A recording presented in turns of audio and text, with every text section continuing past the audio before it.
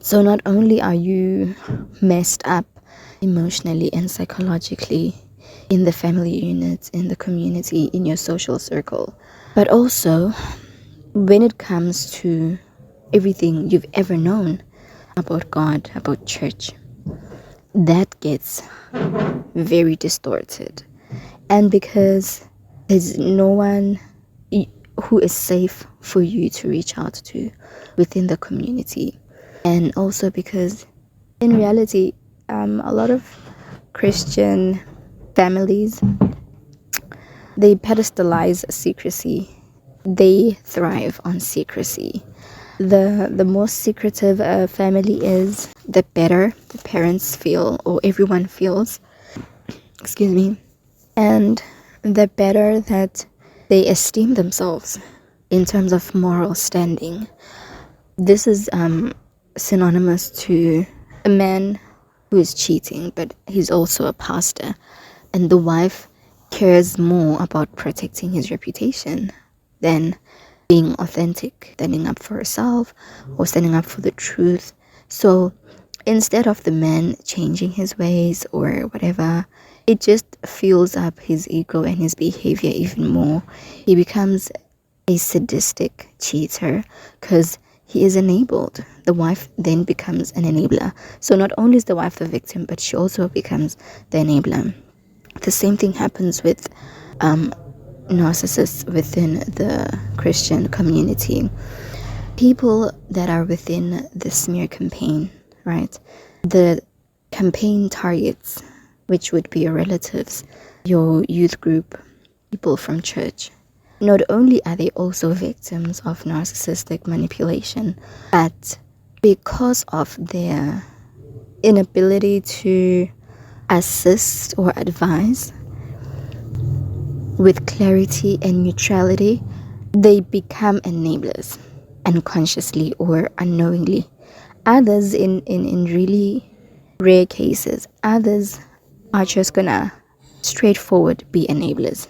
Some people know exactly what is being done to who and whatever, but because of the perks that they're getting, maybe from the narcissist, they are not gonna step in. Instead, they're gonna tell you to shut up. They're gonna tell you that, well, you better listen to them and do whatever they want, kind of thing, you know.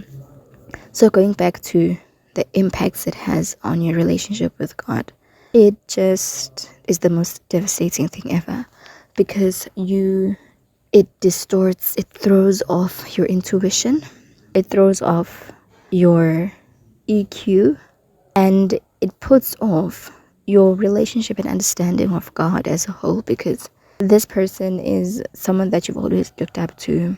And actually, in most cases, it's usually people that are looked up to by a lot of people within these communities that I mentioned, these groups of people. So you just get stuck in this cycle of confusion and helplessness. It gets isolating, it gets lonely and helpless. But thanks to such podcasts and videos, we can unstuck ourselves. We can unlearn certain things that we had learned, which were just mere effects of psychological abuse.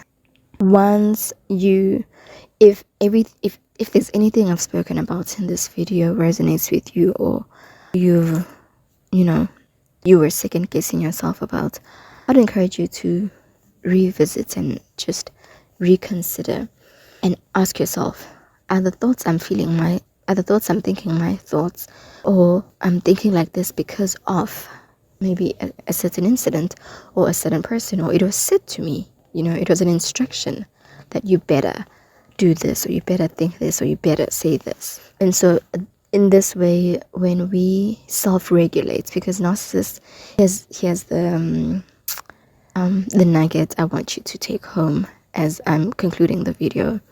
Narcissists suck when it comes to self-regulation.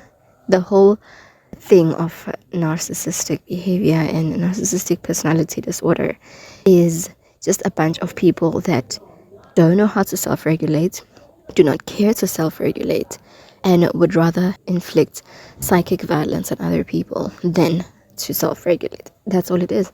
So the way that you can win for yourself is to educate yourself as much as you can about these human personality disorders, so that you can identify them, protect yourself, know and understand what steps you need to take for yourself, for your sanity, for your emotional and psychological, physical health even, so that you can be wary of not falling victim to such things.